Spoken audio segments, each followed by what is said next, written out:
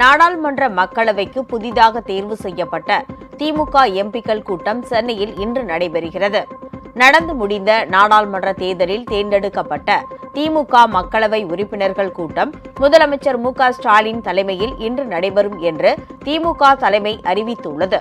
கட்சி தலைமை அலுவலகமான அண்ணா அறிவாலயத்தில் இன்று இந்த கூட்டம் நடைபெறும் என்றும் புதிதாக தேர்வு செய்யப்பட்ட எம்பிக்கள் அனைவரும் தவறாமல் கலந்து கொள்ள வேண்டும் என்றும் கட்சியின் பொதுச் செயலாளர் துரைமுருகன் அறிக்கையில் கேட்டுக் கொண்டுள்ளார்.